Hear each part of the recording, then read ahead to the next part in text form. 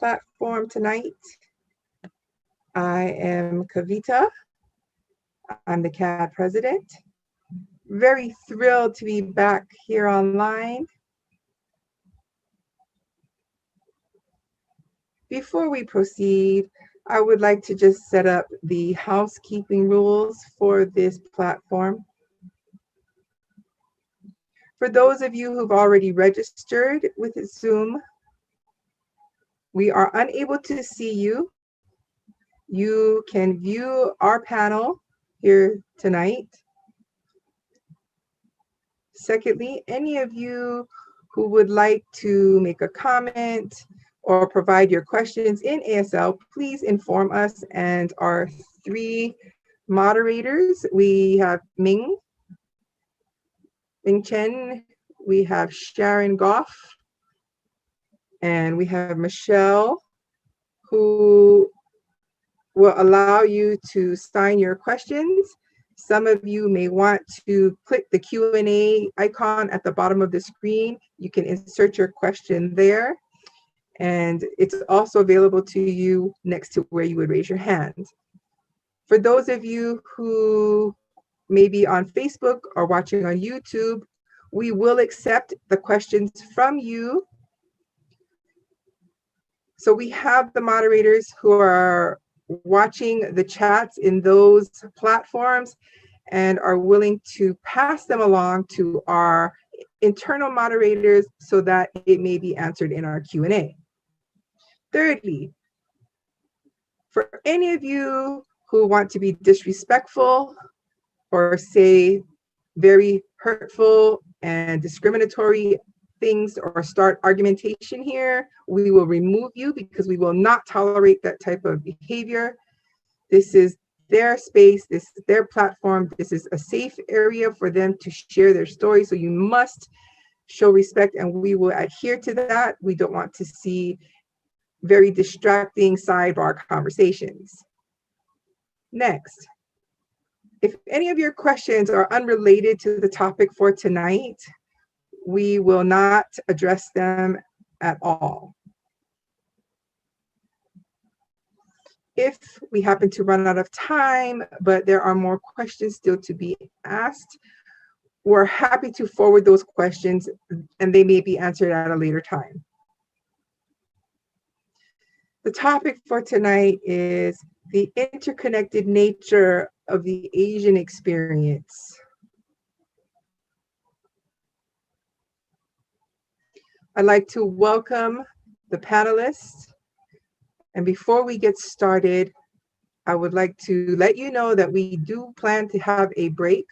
We're going to ask the first three questions, and then we're going to pause for a commercial, and then we will open up the floor for question and answers,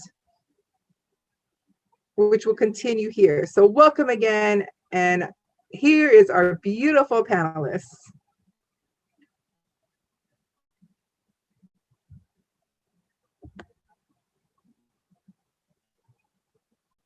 Very wonderful to see all of you here. I want to thank you for giving up your time and participating in this panel.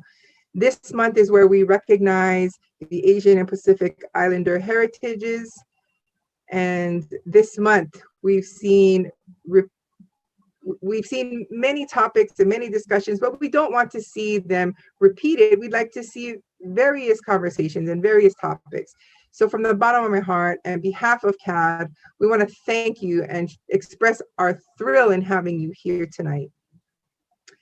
So are we ready for the first question? All right, so I'm going to start by putting up the slideshow. One moment.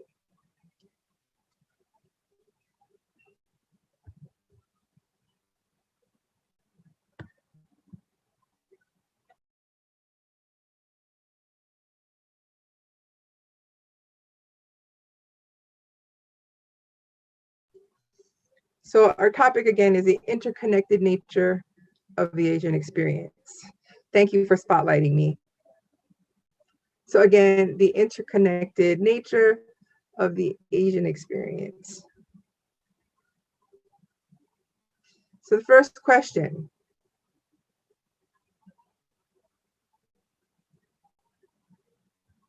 Who are you? Please introduce yourselves. I will start with Xian Hong.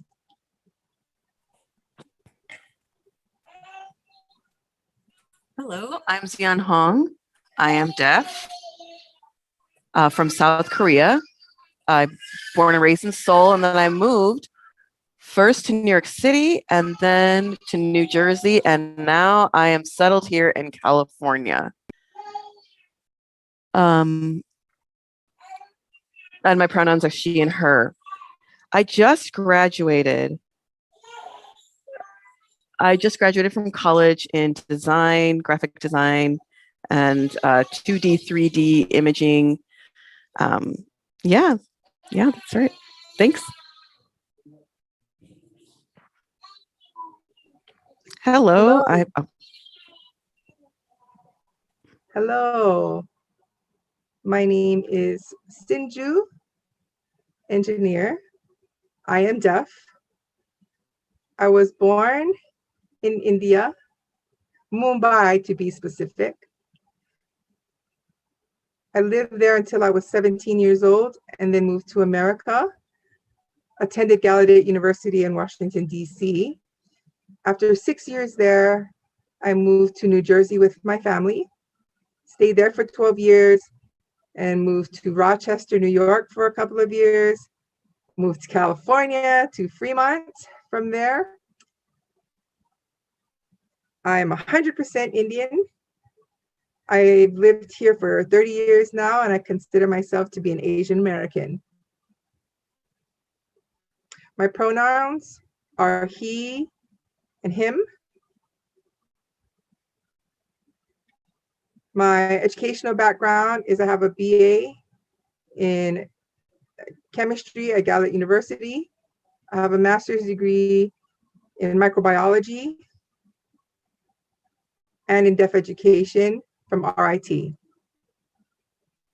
My current employer is as a teacher teaching chemistry, technical studies at the California School for the Deaf in Fremont for the last 11 years.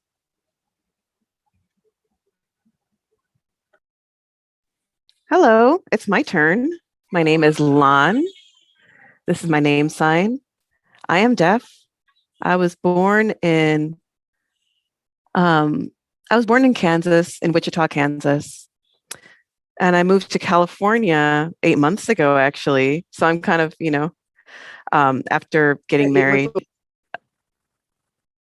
I am also Asian American. My pronouns are she and her. And I just graduated in liberal studies, with my degree in liberal studies.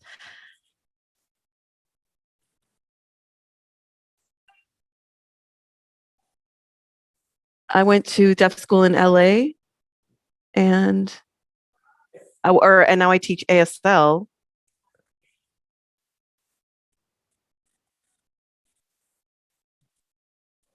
In Pasadena, and I missed the first name. And in Santa Monica. Santa Monica, thank you.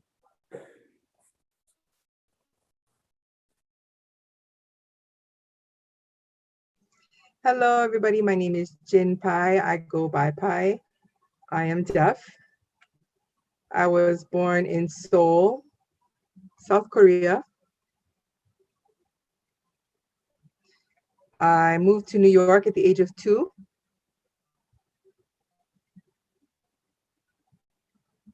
My childhood was spent in Hawaii. And in my teenage years, I've been in California ever since. Moved here as a teenager. I identify as Korean. My pronouns are he. Ooh, I almost said she. He and him. My educational background is that I have a BA degree from Gallaudet University. I minored in psychology and I have my degree in Spanish. I am in a teaching certificate program in teaching American Sign Language. I currently work in a supported living environment with different disabled adults. And I also teach ESL at a high school. So thank you. Hi, everyone. My name is Erica. I'm a CODA. Both of my parents are deaf. I was born and I was raised in Los Angeles, California.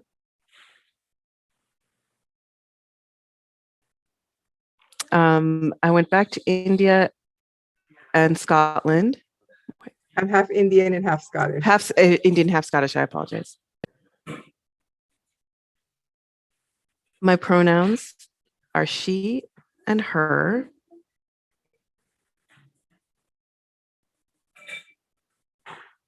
And I studied international relations at CUSB, California State University at Santa Barbara.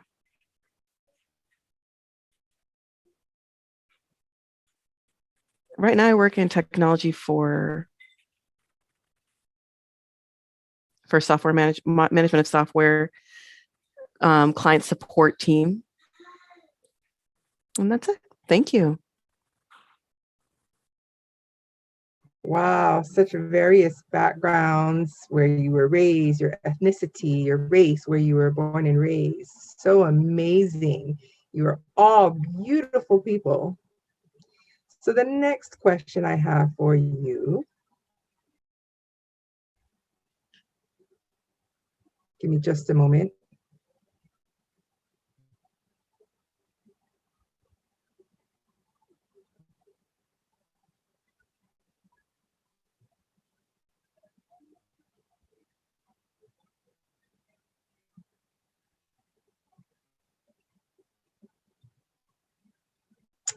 Oh goodness, bear with me, please.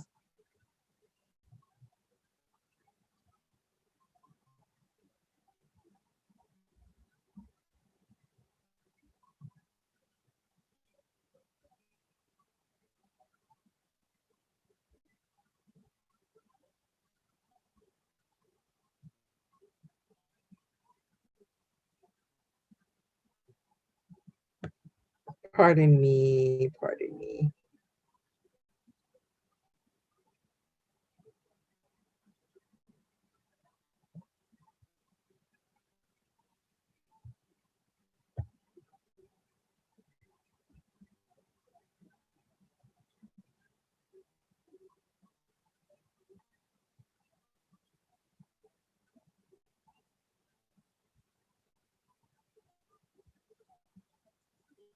My computer has frozen. Please give me just an additional moment.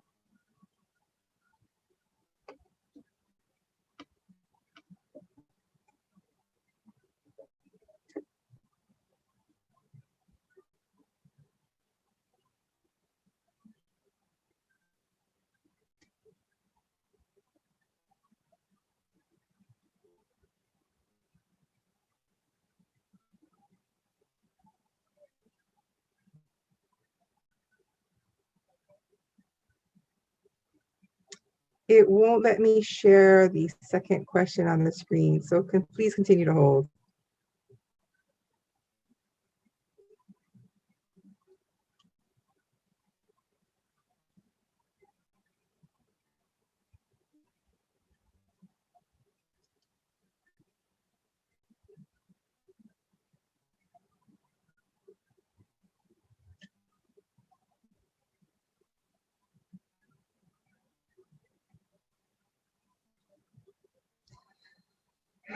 My computer is frozen. I'm so sorry. Please excuse me.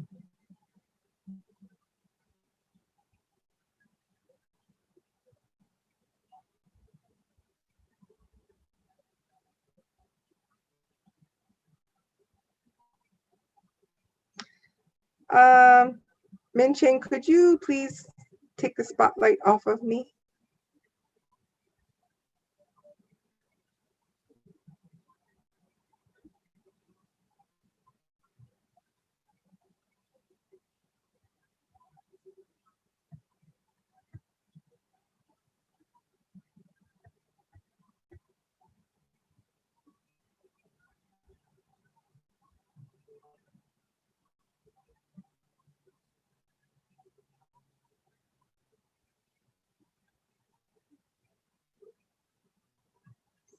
Yeah, it doesn't seem to be working.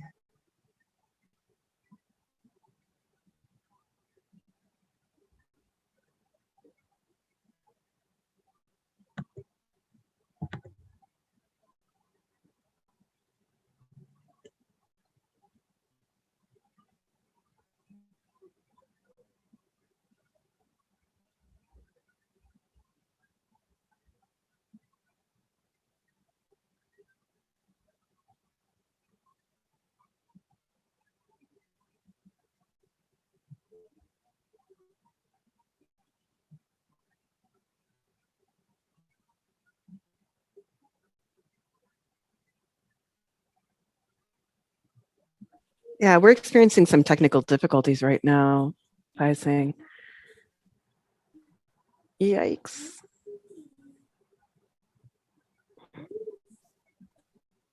Oh, hopefully it works itself out, Zion is saying. Okay, Sinju is back. Yay, Sinju is back.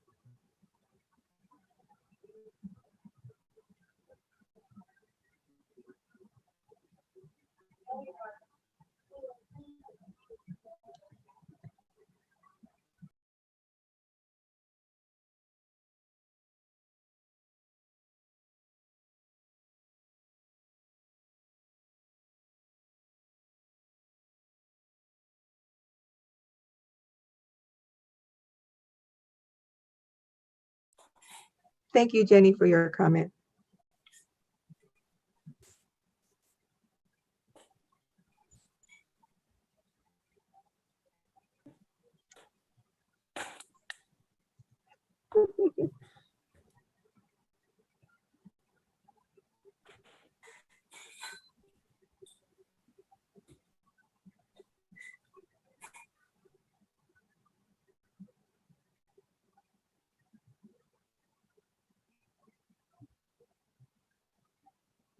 I feel like we're watching a silent movie here.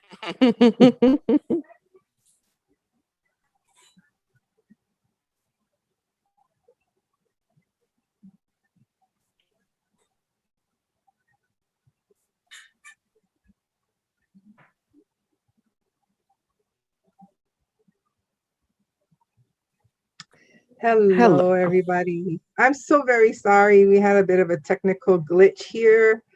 So the second question is about your childhood experiences. What do you believe has impacted you in your identity? When did you realize that you were Asian? When did you realize that you had intersections and these conflicts that came about because of this? So maybe Start with Zion? Zion.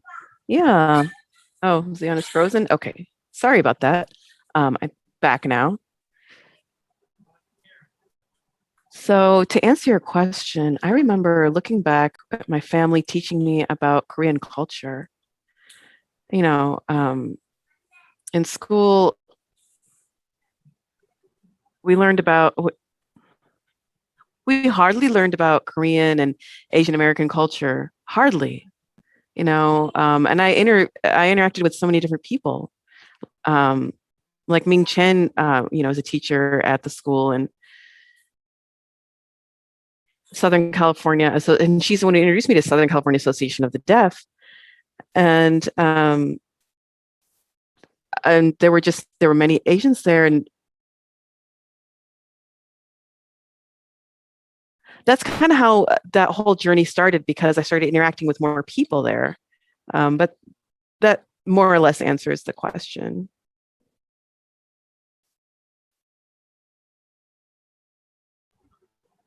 I guess it's my turn.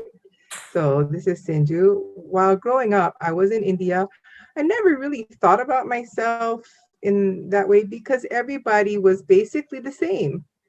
Later, though, after I graduated high school, I started meeting deaf people through a deaf club, social event type of a scenario, which made me realize, wow, I'm deaf. And that was my primary identity. And then after moving to America and going to Gallaudet University, then I really saw the variety on campus. That's when it hit me the most. And I thought, wow, this is who I am. And then was able to identify as Asian. However, I didn't quite get what that meant yet. It took me a few years of some introspection, looking at myself as an Asian, talking with my parents and saying, is India part of Asia? And they say yes, because I've had friends tell me, no, no, no, India is not part of Asia. So I decided to take a look on the internet, which made me then realize that yes, in fact, I am Asian, and being Asian is what made me the man that I am, and I'm proud of this. So to be Asian is something that I value. There's cultures and customs and religion and history. And I realize it is really important to know that there's an importance to being Asian. And I feel that as an important thing for me. Lan, would you like to go next? Yeah. Well, I grew up not really thinking myself as Asian, you know. And then in high school, I was on this team. Well, in middle school, I had a lot of, you know, Latino friends. And I mean, really, it wasn't in high school until I joined the tennis team. And I realized, oh, most of the people on the team are Asian. And it made me realize, like, thinking about my identity and where do I stand? I didn't know, I didn't feel a very strong connection. It was a confusing time. So I was just focusing on school and getting through it. And then in college, I started meeting so many different kinds of people. And I was used to that diversity. I grew used to that kind of diversity. And then until my son, you know, who is half Asian and half white. And I asked my child, you know, what do you think you are? Are you white or Asian? And, you know, they said white. And it made me realize, oh my gosh, we have to have more discussions about identity. So we got to make a point to meet with more Asian people, more Asian friends. I want to be more connected with my identity. So I try to get my child to come along with me whenever I am meeting with Asian folks, so that there's a little bit more exposure to this culture that we share. But looking back on my family, I don't know, there wasn't really much shared about this Asian identity. I just remember culture was taught in food and some experiences. But people would ask me, you know, I'm sorry, I missed that. In what it is to be a Vietnamese person, and I'm looking forward to getting to know and learning more about myself and teaching my children. Before I continue, I wanted to ask Lan, because you were talking about SCADA. Would you mind explaining what SCADA is, SCADA? Oh, absolutely. Sure, of course. Thank you for asking me that. SCADA is, it stands for Southern California Asian Deaf Association. And I joined SCADA, and it's been a really great experience. Can anybody just join as a member? Sure. We have, yeah, anyone can become a member. Any deaf Asian person, you know, in Southern California. I think that's wonderful. What a nice thing to have as an organization here. Okay, next person. I guess that's Well, me. Oh, go ahead. remember that Jackie Chan movie, like Who Am I, if you remember? So that was part of my story. Really interesting because I was born hearing and I got sick with an ear infection and lost my hearing over time. In Hawaii, there's a very strong oral program there, and I never really understood why. In conversating with my parents, it was very difficult. There was a huge language barrier that was a part of my life. Not until I moved to California, went to high school, started learning ASL. Then I started borrowing some of the culture and then going into a foster home. Now, remember, I was with the Black family. That's why I have a Black person attitude, which is really, really like complicated, but and then odd. But I feel like I appropriated so many different cultures and norms, but I still hadn't figured out who I was just yet. Being in foster homes, I'm seeing Mexican and foster kids from this area and that race until I got to Gallaudet. Then I realized, wow, I'm Asian, I'm Korean, I'm deaf. And it took me a moment to really, really do some research and analyze who I am. And it gave me a much better idea of who my identity is as an Asian deaf person. So I'm still learning. I'm still trying to figure it out.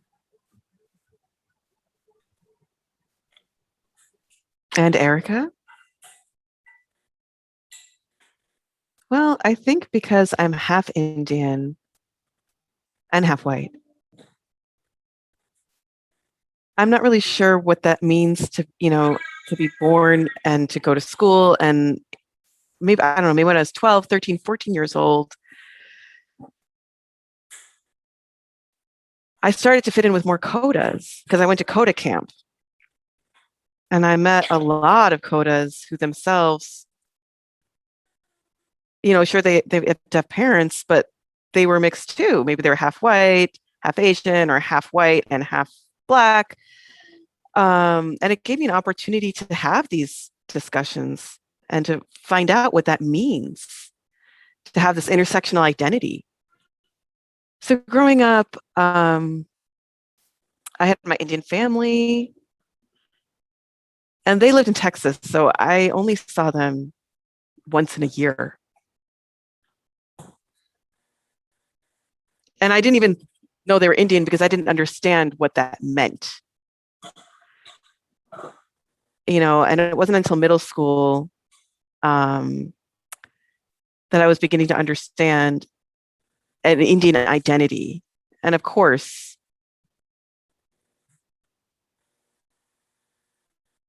when I was studying in international relations in college, I thought more about identity and what that means for other people, not just for myself. So I really appreciate sharing this experience. I know I'm white passing. I don't look Asian. And I'm learning that that means that my privilege is that I'm white passing. I have white privilege. So I have to teach others about my other identity. And maybe it's not, they don't realize, maybe people don't realize, it's not clear, it's not obvious that I'm Asian too. Do you know what I mean?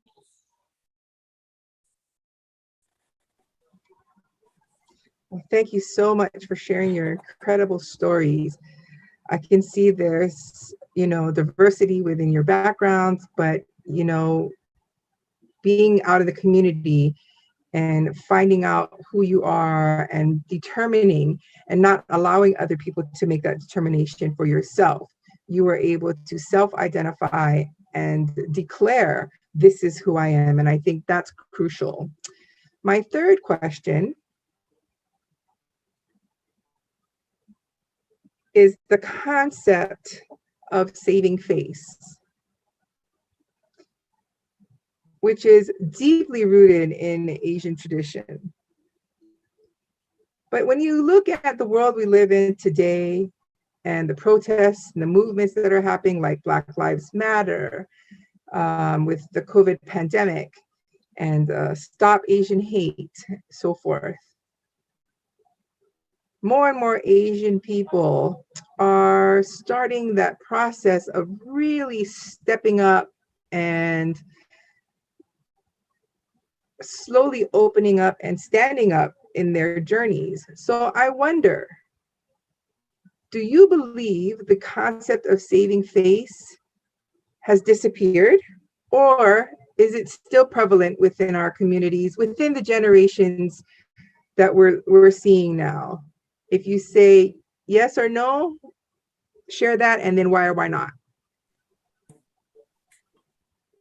Can we start with Zion? Saving face, yes. Oh my gosh, that's a part of our culture. Looking back, I remember in school, in middle school, I remember the teacher and some of the students, I was the only Asian kid, so I would sit there.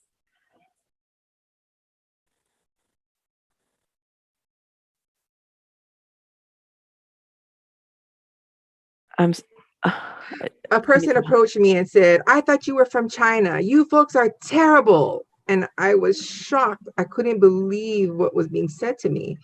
And then I realized, thank you, I just stayed quiet. I just held it in. And the truth is, I should have stood up and said, no. Why did I remain quiet in that moment? Why didn't I stand up for myself?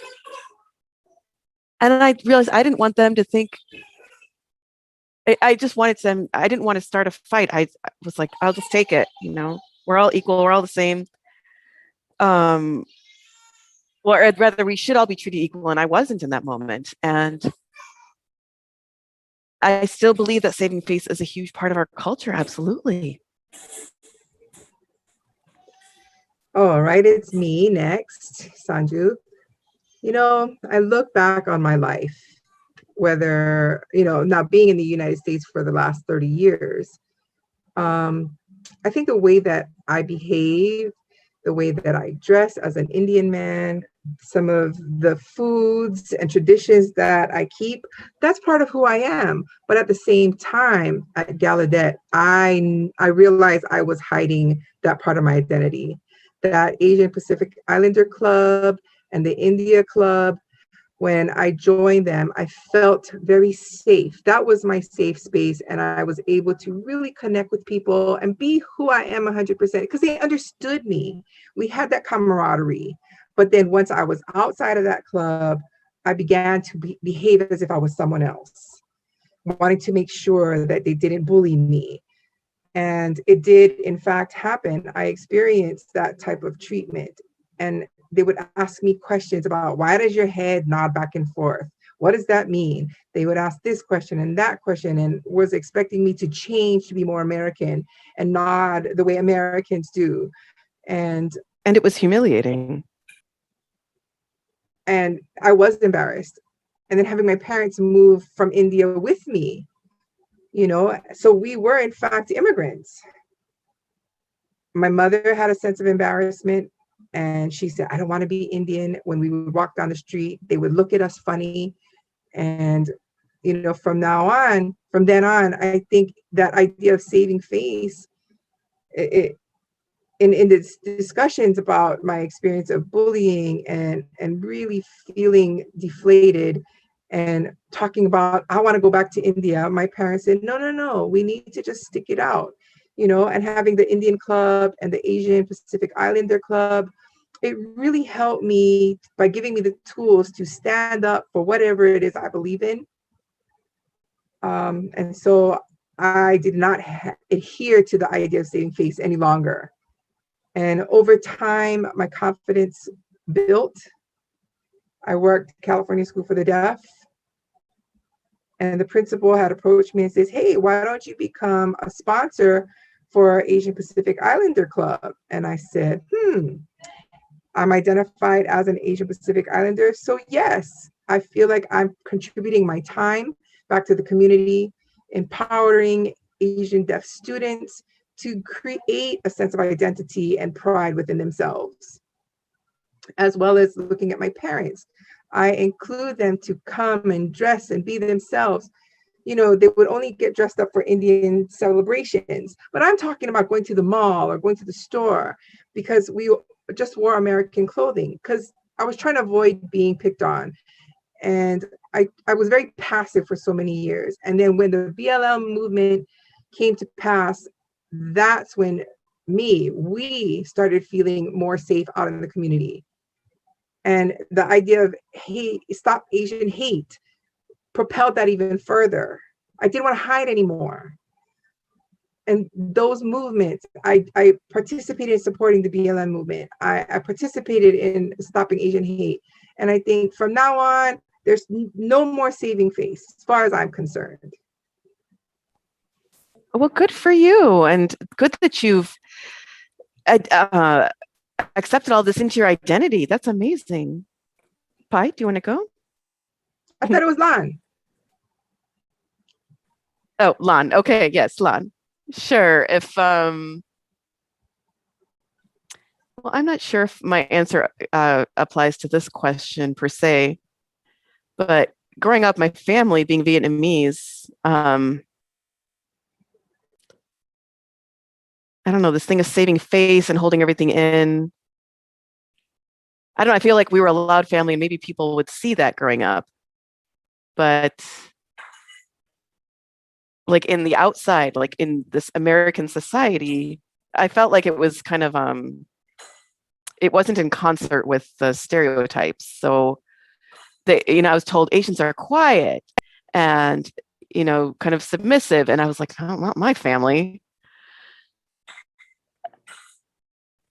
I thought, well, people looked at me and they thought I was Latina because they would say you don't look Asian enough. And so I kind of felt like, I don't know how I feel about that. And then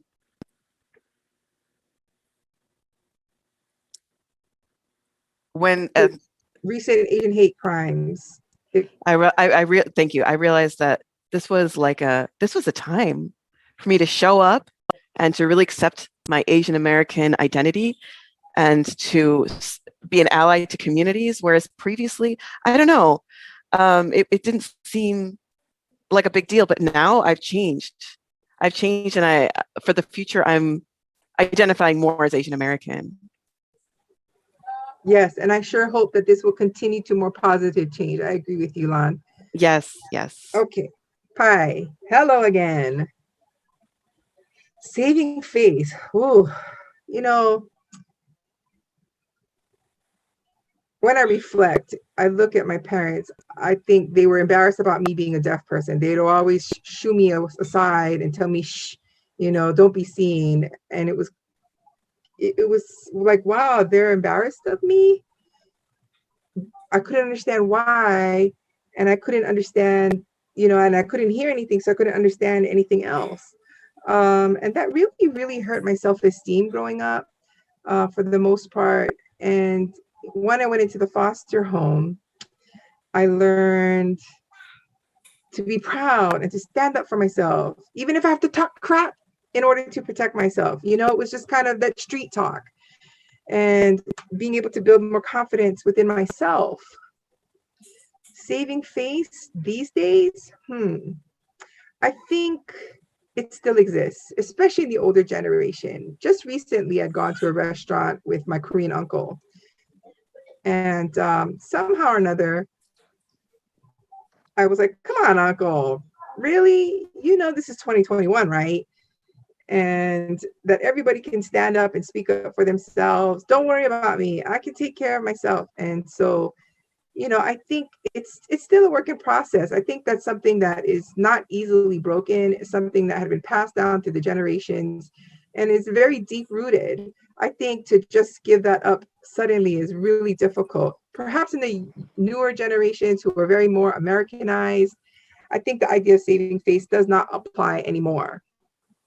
For me, saving face, I think I'm happy to give all of my face. I'll stand up for myself. I give face, not save face. So that concept does not apply to me any longer.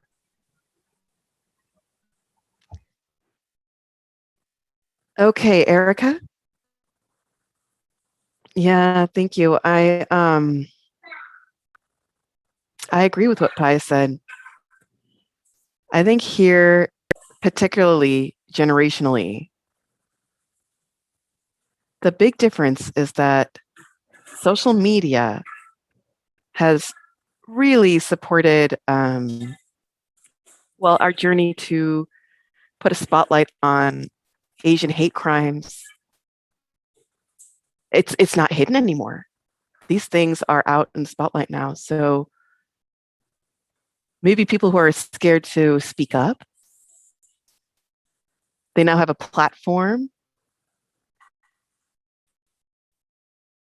or they can ask Twitter and for resources. Instagram. Oh, Twitter and Instagram, they can ask for resources, or social media.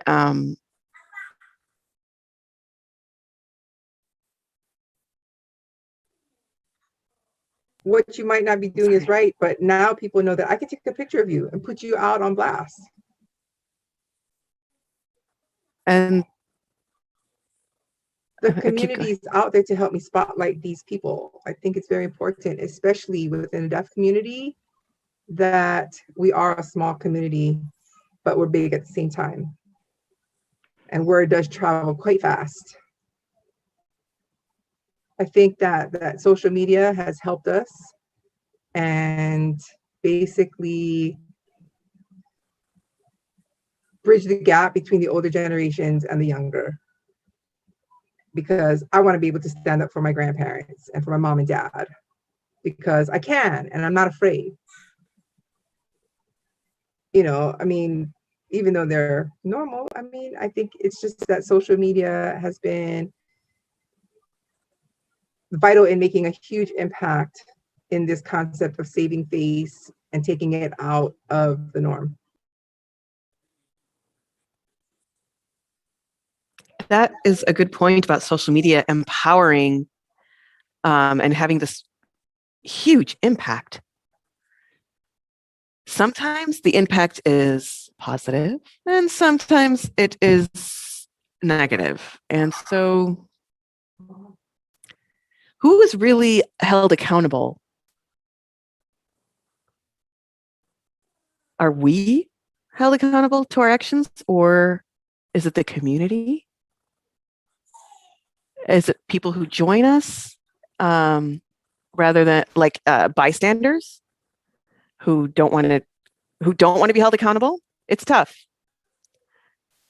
especially nowadays.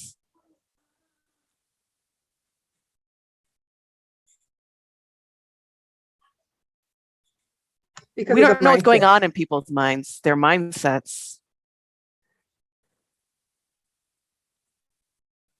And we don't know if they're in a positive or in a negative mindset. Does anyone want to add any commentary? Yes, Zion? I do. I just wanted to add something that just came to mind. And I realized that oftentimes when people go to their school years, whether it's elementary, middle, or high school, you know, we're looking at the shootings that have been happening. It's not happening with Asian folks. It's generally Jewish people, white people. And you see very little in the news about Asian people creating this type of ruckus. And I think oftentimes we're not hearing about Asian involved crimes and so forth. And now it's more visible. People start asking me, well, what nationality are you? And I say, well, I'm Korean. And they say, oh, I thought maybe you were Japanese or Chinese, but they don't realize there's a lot more of us. There's Malaysian, there's Vietnamese, and they only throw us all into either Chinese or Japanese. And when I give my answer that I'm Korean, they're like, oh, well, are you North or South Korean?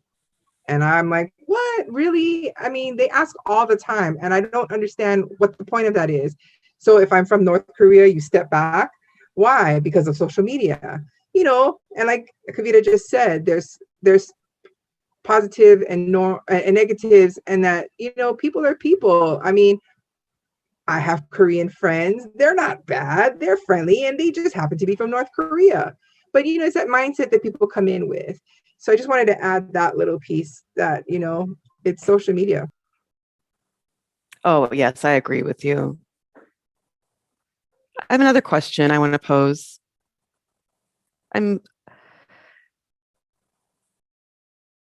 talking about Asia and then India, as Sinju was talking about.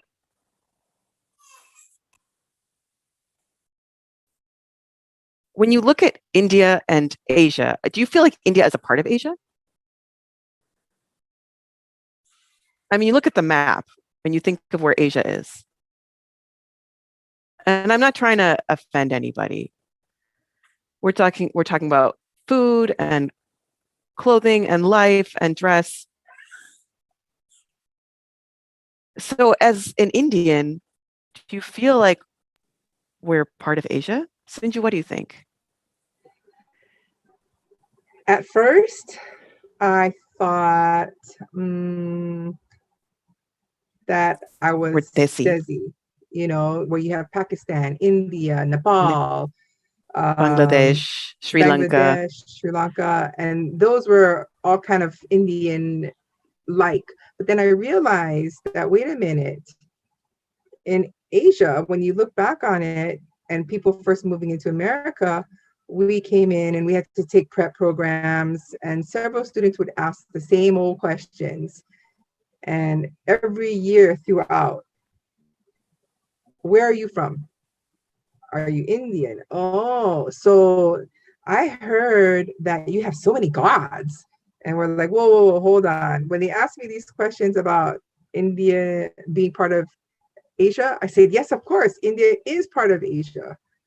And the reason being is, well, when you look at turmeric, that's one of the most popular spices in yellow curry specifically, and that's all throughout Asia. You look at Thailand, Malaysia, Myanmar, and Singapore, in Indonesia, it's all very similar. And then over time, I started realizing, whoa, Asia's much larger than we thought. There's West, East, North, South, Central Asia, which starts from Iran and goes eastward. And that is all of Asia. Several people are a bit confused about India, whether it's part of Asia or not. But I believe now people are more and more aware. They're learning through intersectionality workshops, and the exposure is there. So I hope that answers your question. Yes. I do know the feeling, yes.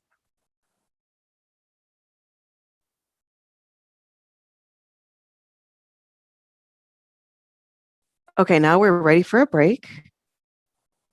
And the next part, we will have our Q&A from the audience. So if you want to ask some questions, type them in the chat or in the Q&A. Think about what you want to ask us.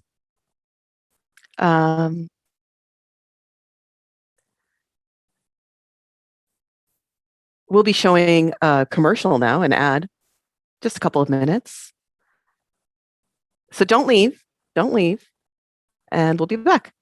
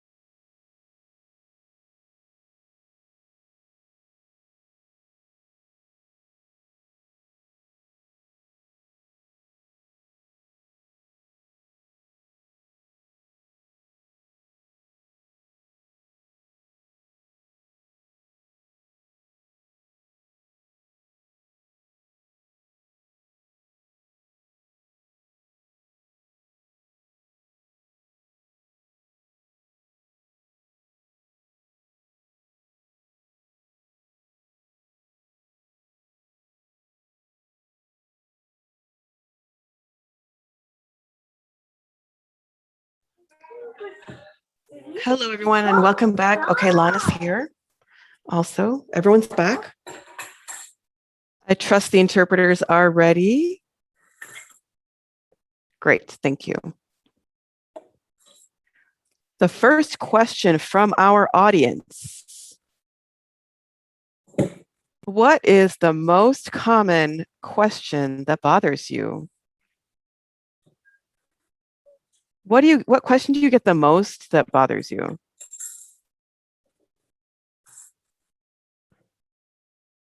Sinju? Well, I think what bothers me the most is that several people had asked me, so what is a caste system that you belong to? And I'm like, oh God, again and again. And they ask because, they watch, different Asian weddings and different things based on caste systems. And they're watching this on TV and so forth. And talking about arranged marriage. And truthfully, I think that's irrelevant to talk about as far as the caste system. There is rationale behind it. And yes, we have the arranged marriages, but is that really important as far as people in the workplace and the oppression with the hierarchy? And then secondly, what bothers me is the whole idea of the head shaking. And they ask that over and over again, like, can you talk about that? Can you show us how that works? And they get real enjoyment out of this. And that bothers me to no end. I'm not a performer. Stop watching it like I'm a part of a show. And that really makes me uncomfortable. Yeah, I can understand that. And Kavita's saying, I agree. The caste system, the head bobbing, that's a part of our culture. You're not here. We're not here to perform for you. No, enough. We're not a performance. We're not a show. We're not here for your entertainment. No. It's part of the culture, period. Caste system. It's some people learn about it in school and history. Or, it's people are told that that's the reason you have certain jobs you have.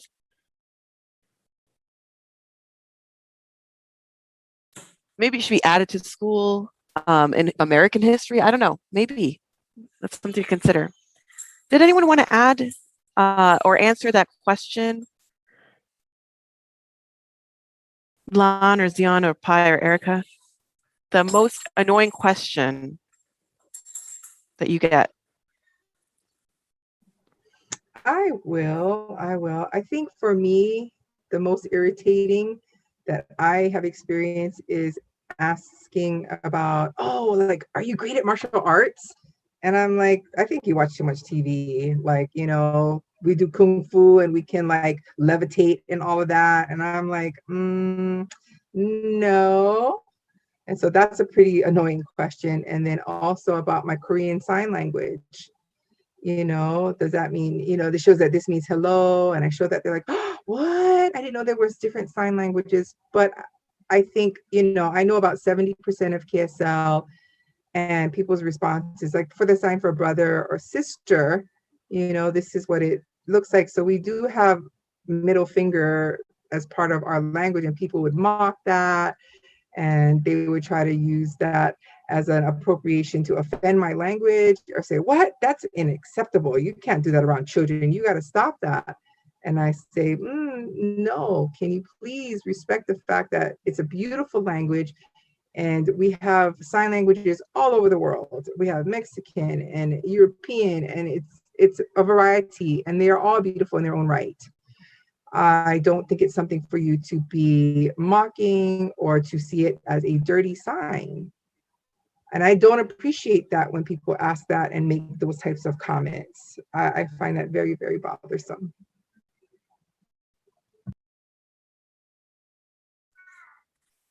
Sure, Lan. Oh, the most annoying question that I've gotten.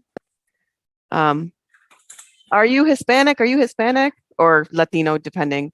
That was irritating because it just, it has nothing to do with my Asian identity.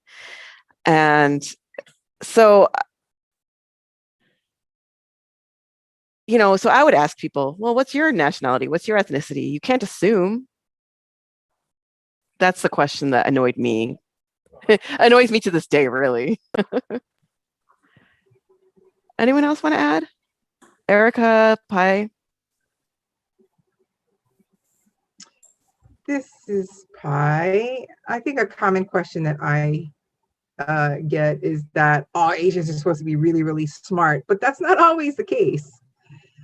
It's that stereotype, what I mean? Like, yes, I know that there are some Asians who are really, really great at academics, but it doesn't apply to everyone. So I think, when we don't live up to that, somehow we're scrutinized. And that has always been a comment or question that's bothered me throughout. Yes.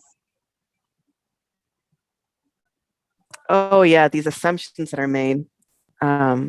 Erica, as a coda,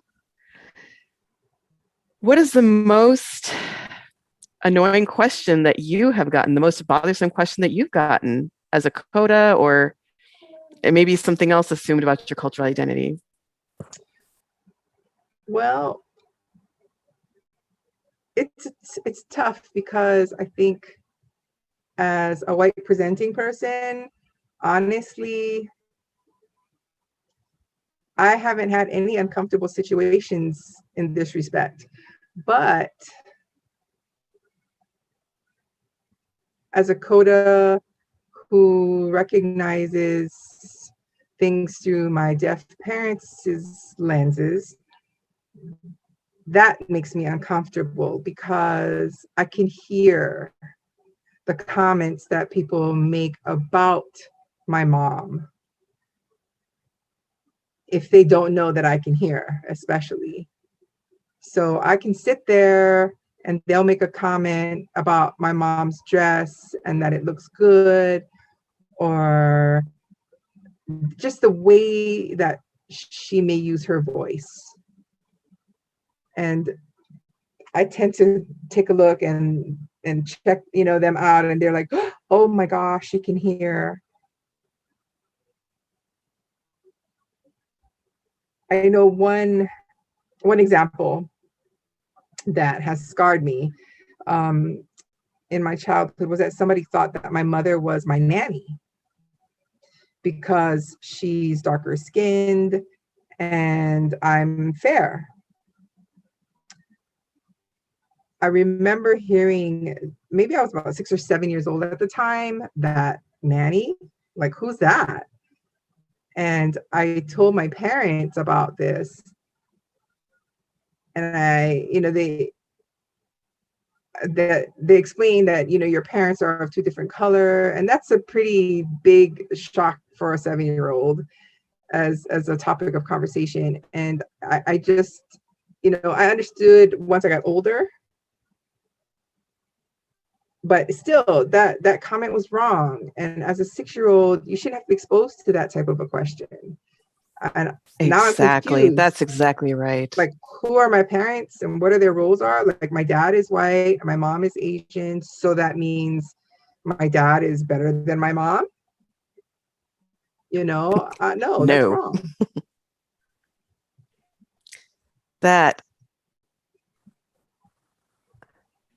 I'm sure that there are people who've had similar experiences like that. I don't know if it's as codas, but it's something, it's more for you. It hurts you more. You could feel more confused. Who am I? What does this mean when they're talking about my parents this way? And that's why I really tip my hat to codas. They're a part of us, the deaf community. They're a big part of us. Okay, let's look at the next question.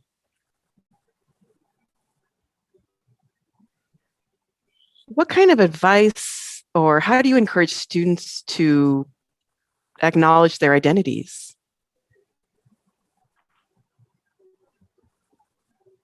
We can start with anyone. Yes, Sinju? Well, as an Asian Pacific Islander, and I'm the advisor for the club, I do tend to give advice We go on field trips, and we try to go into Chinatown or Japantown and allow the students to explore and learn more and more about anime, about the characters, and gets them really fascinated, and impacts them in such a way where they can identify as Asian culture being of importance rather than denying it.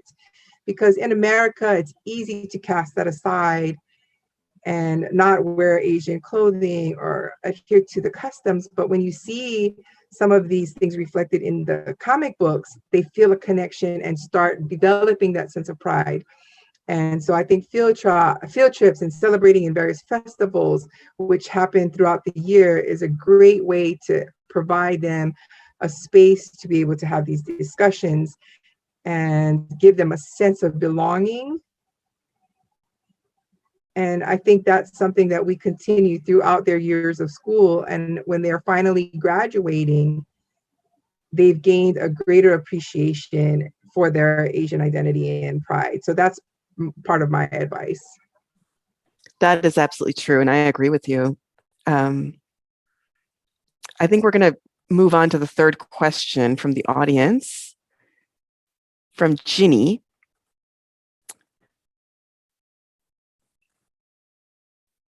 Can you share your experiences as an Asian person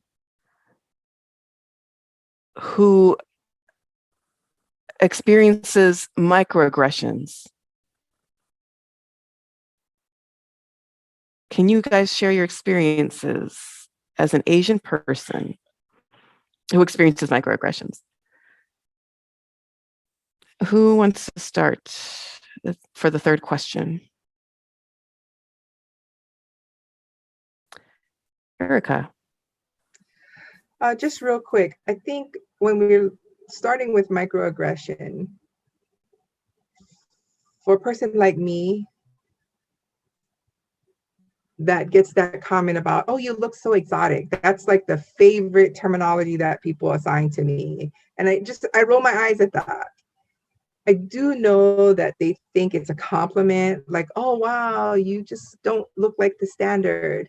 But hey, I don't need you to make a comment on how I look. I'm good. That's great. Wow. Zion, do you want to answer, or does anyone else want to answer the third question? Yeah, Hi, Lan. I'm thinking. Then we'll just move on to the next question because we have quite a few. Hold on. I got something really, really quick. My mother, she has really low self-esteem. And I think, especially living in America, in the land of white male community, being very paternal. And I think, just walking into the 7-Eleven store, my mother entered and all eyes were on her. And they were looking at her because of the way that she was dressed. She was wearing her Indian clothing and had the dot on the forehead. And the police approached her and was asking what the dot was for, why it was there, which really scared her. She felt like she was being attacked and ran home crying. And, that's when she called my sister and begged and pleaded to have my sister move from New with Jersey us to feel safe. Ohio to New Jersey, so that with my sister having such a stronger personality, she could stand up for my mom. And over time, she would kind of nudge her into going back out into the public. And now with the Asian hate crimes, my mom feels very threatened and she's gone back kind of into hiding again. So I can certainly understand that feeling, Kavita saying. Let's go to the fourth question. It's anonymous, and this person is saying, I'm Indian, and I consider myself South Asian, not Asian, South Asian. So the question is South Asian considered a part of Asia as a whole?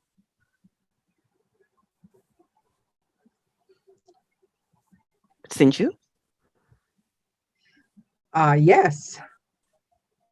Speaking of India, when you look at it, you see South Asia. Yes, it is in South Asia when you're looking on the map. But if you're looking at events and clubs, South Asia is a part of Asia. No, always, no matter what. They're all connected. Yes, there's many different countries, many different communities, many different platforms. You've got, Pakistan, you've got Sri Lanka, Thailand, Malaysia, and so forth. And they're all under the Asian umbrella. When you fill out forms and it doesn't have South Asia as That's an right. option, it doesn't have South Asia on the form. Therefore, Right. I check off Asian. And, like if you're trying to fill out paperwork for an airline or applying for college, I think that's a great sign right there. Mm-hmm. Another question from the audience. And this is the interpreter with some technical issues, but should all schools include Asian history? Sinju says, well, yes. Jinpai? Zan says definitely. Lan? Oh, because I've noticed other countries, they've already learned history of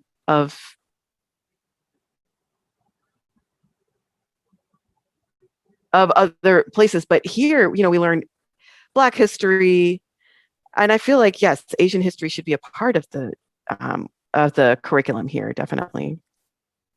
Okay, the next question from Alicia. And this question is for Jin. Can you expand more on Jackie Chan's movie, Who Am I? Yes, okay.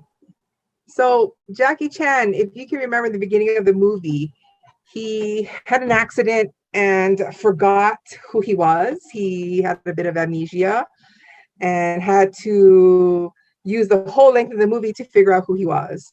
And having been, from birth, and like for me, being born hearing and then becoming deaf, I was really confused. I needed to find myself, and I appropriated a lot of other cultures that were really not mine by birthright. And I mean, that's not the full picture, but I was still trying to figure it out over the years. I really got a jump start at Gallaudet and was able to really discover who I was and what my identity is. So that's why I felt such strong connection to that movie. And I feel like, that movie was equivalent to a part of my journey, trying to figure out who I was and the people that I come from. Yeah, thank you, Alicia, for that question. Next question from Sinyi Ko.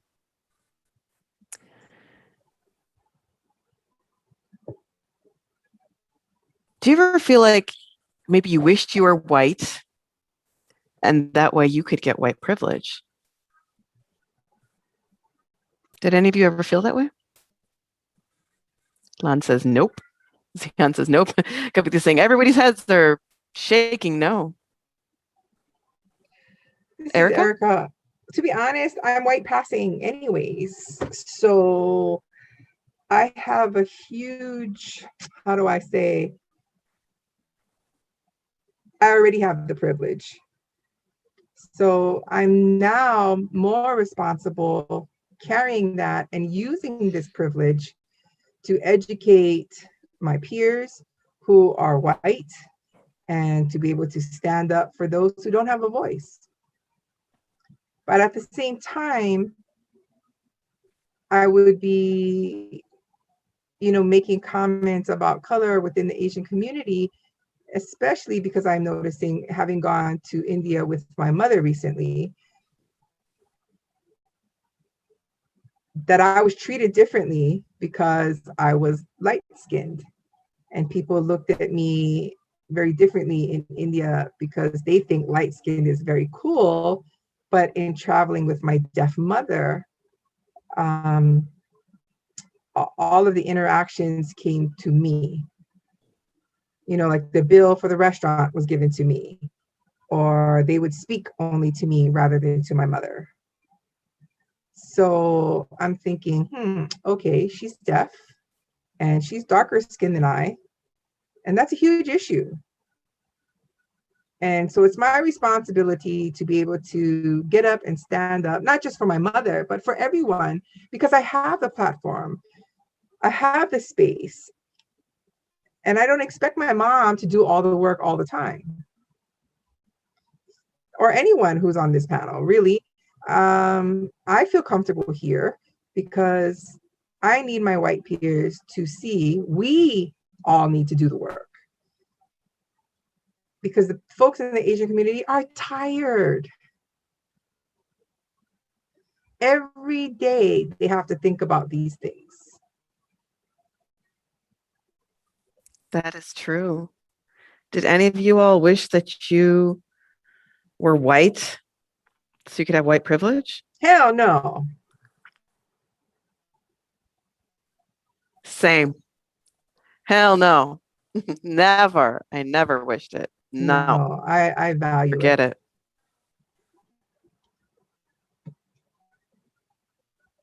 Sian says N-O. Okay. Thank you for that question, Sinyiko.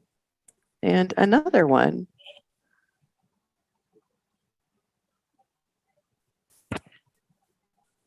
We've seen, or since Asian hate has been growing, has your identity become more proud or has it deteriorated? Do you feel stronger, like you could stand up no matter what?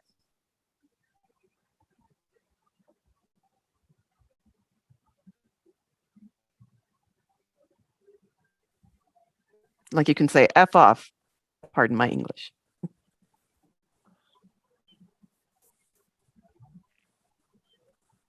Anyone want to answer that question? I will. This is Lon. I feel now that it's more visible, it makes me feel like, hey, I need to stand up if I need to. If I see something, I will come and protect. I will come and help. Yes, I do feel that my identity as an Asian person has increased because more and more people are speaking up. More and more people are standing up, and I want to stand up too. So I want to be a part of it. I definitely feel stronger. Does anyone want to add to that?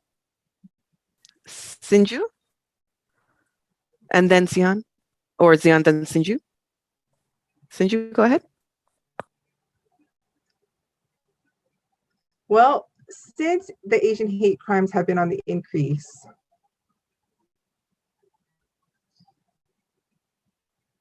I felt very deflated and gave me a sense of helplessness because I didn't have the tools. It's like in my head, I know what it looks like to be an advocate. I know these things, but then how do I do that? Because I don't want to be that bystander or watching it like it's a show. But at the same time, I get it. I have, discussions with my Asian friends about feeling safe at home and being in hiding because they want to wait till things kind of calm down before they go back out. And I'm there for my Asian friends. We do come together and support, and I get that, but it gave me really mixed feelings. I felt very strongly, but at the same time, you never know if somebody with some type of weaponry could come and attack me. So I came at this with a lot of mixed feelings.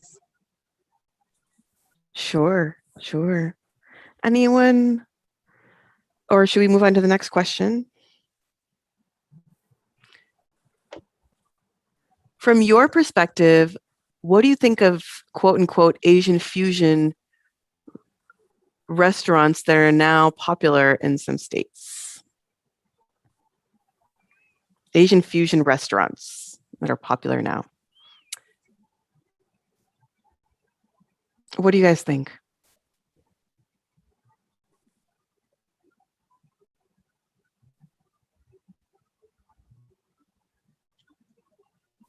Sinju?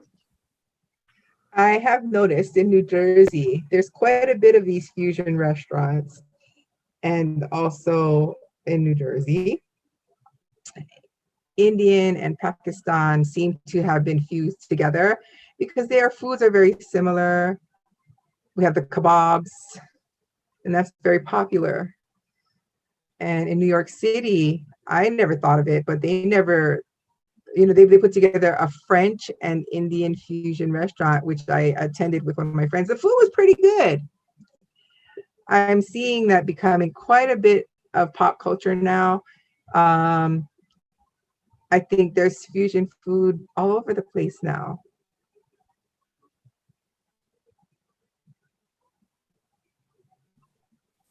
Can I go, Pi? Yeah. Yeah, go ahead, Pi. Oh, it froze. It froze. I don't know if you guys can see me. Anyways, I think California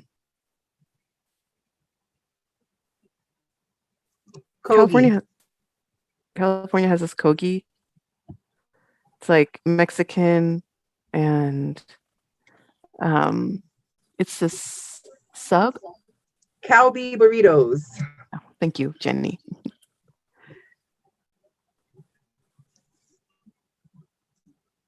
I know Hawaii has a lot of fusion food too. And that's because the culture is already, there's a lot of Korean and Chinese influence in the culture. And Japanese too. Chicken katsu is very Japanese, and they started mixing it with some Korean dishes. So in Hawaii, there's quite a bit of fusion without calling it fusion. In California, I do see a lot of Korean curries mixed with food, katsus with curries, and so you're seeing a lot of the mixtures in different culture dishes. Something that might be home for one country, and now they're just coming together with a whole different dish. Oh, this is Ming Chen saying, I'm sorry, we're experiencing some technical issues. So I will be hosting the remainder of this. The next question.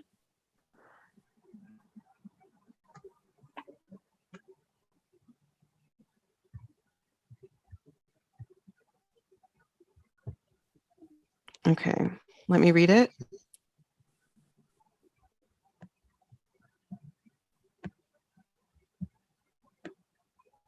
From Alicia Malera.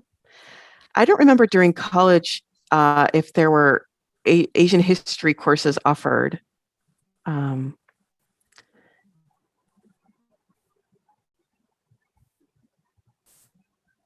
Okay, let me do this again. I don't remember if in college they offered Asian history courses. In your college experiences, did they offer such things? And did you take them? Why or why not?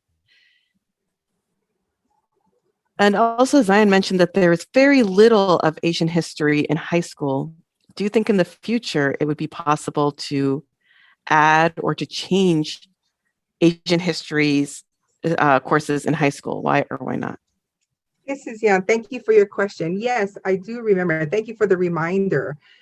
When I was in college, I really had a desire to see more of those classes. I went in for my prep year, and you have to take your English and history and math as core classes. And I saw history there, and they did in fact have Asian history and options to choose from. I believe it was about Korean War or something of that nature. And I remember taking that class, and all of it was related to the Korean War. But I made me wonder, why would they allow those electives as opposed to an opportunity, you know, to students as a whole? I think it should be mixed with history as a whole global history rather than having to select them piecemeal, because then it doesn't expose everyone to it. And that was really disappointing for me. And then when we're talking about high schools, very few will offer Asian history. And I think it's crucial that people are exposed to the history they need to know. And if schools would talk more about Asian histories and taught it to children, they'd have more respect for other cultures. They'd feel a sense of comfort around different people rather than feeling as a single individual and finding other people like me in order to be able to understand each other and have that same sense of empathy. I think it would be a lot nicer in a perfect world if we could have, you know, a mixture of Black, Latin history and Asian history all together, and it would benefit everybody as a whole. Just looking at it as a global history rather than just giving bits and pieces. What about environmental context, cultural context, being able to open themselves up and be who they are? And I think that would be a great experience. Does anyone else want to add anything? No? Oh, Sinju?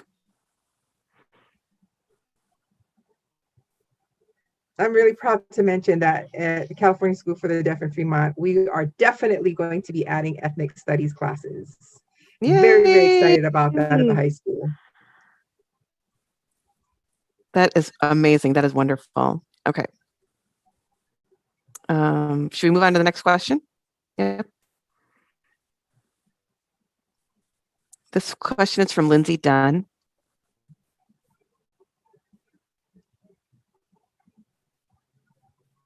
What recommendation would you offer? What do you recommend to Americans, both individuals and institutions, to protect Asians from discrimination and hate? Anyone? Who wants to answer first?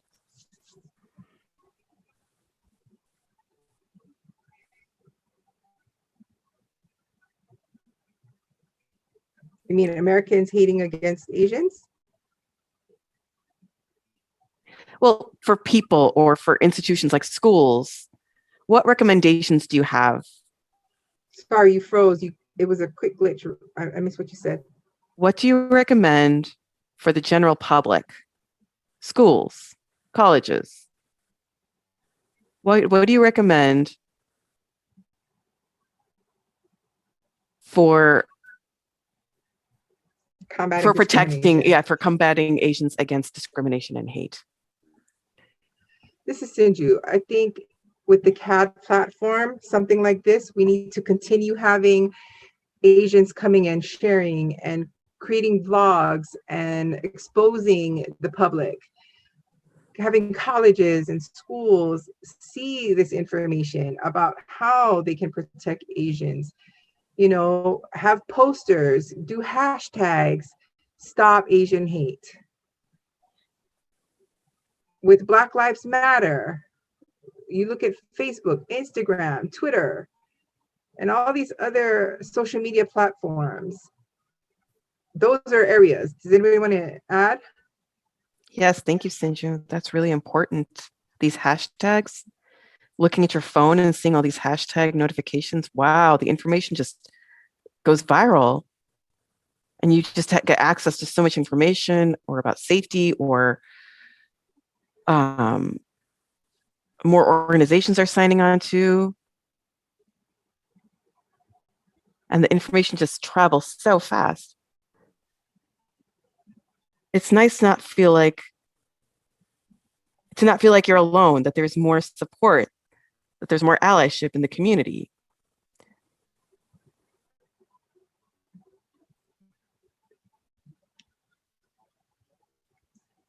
We need to see Asians and Blacks working together to fight the common cause. It's definitely about working collaboration rather than exclusion.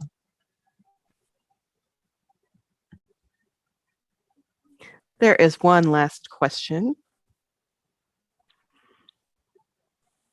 What role do you think Asians can play in supporting the Black Lives Matter movement and the murder of Black people by police, as well as systemic discrimination?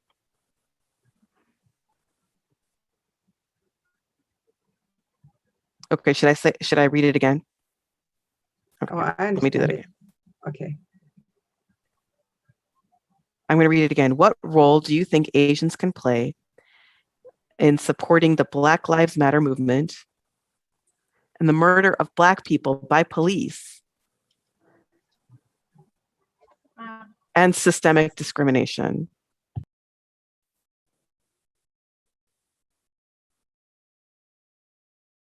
Pai, did you want to answer?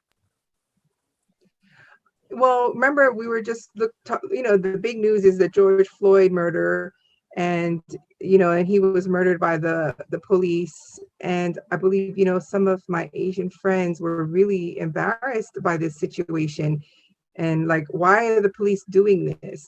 Some people are very afraid to be a part of this protest and the movement. I think our role is to offer our support, to be advocates, to be there and be seen. Maybe that, but I understand people have fears. Zion saying, yeah, we hold it in. Yeah, very passive. Sinju, did you want to say something? I think my role is in supporting the Black community. I really have to start becoming an ally. I need to get involved in their protests. I need to maintain my support throughout and educating. In addition, especially because I'm working at the California School for the Deaf, it's an amazing way for me to supplement by having our Black members or brown members get together and have open discussions and give them that space to really talk about what we can do, what the next steps might be in being able to make things come to pass, whether it's just having discussions or getting involved in the movement. Erica?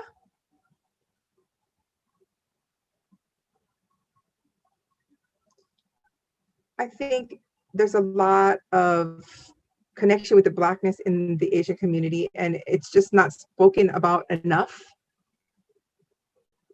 And that, we need to teach the older generations, especially who've been really deep rooted in the misconceptions of what it means in the Black community, and that some of the misunderstandings and the problems that are happening within their own communities. If you may hear or see something, and maybe it's a side comment, you might have to stop and say, hey, yo, you're perpetuating this very incorrect dialogue, and that you need to confront people and not be afraid. It's our peers and their dialogues that you need to just speak up and say, yo, this is not cool. You need to start doing the work. Very good. Thank you. Thank you. It's so very, very true. Well, we have run out of time, folks. I would like to say thank you so much for the panelists joining us this evening and sharing your stories, thoughts, feelings about your journey and your experiences. I would love to continue this platform. Please donate so that we can continue to offer these discussions. I want to recognize and thank you, all the folks behind the scenes. We have Jerome, who's the vice president. We have Sharon Goff. We have Michelle and Kavita as well, who is most important as our moderator. We also want to recognize and say thanks to our two interpreters, We have Jenny and Sharita. And I want to say good night to everybody. Have a good evening and goodbye.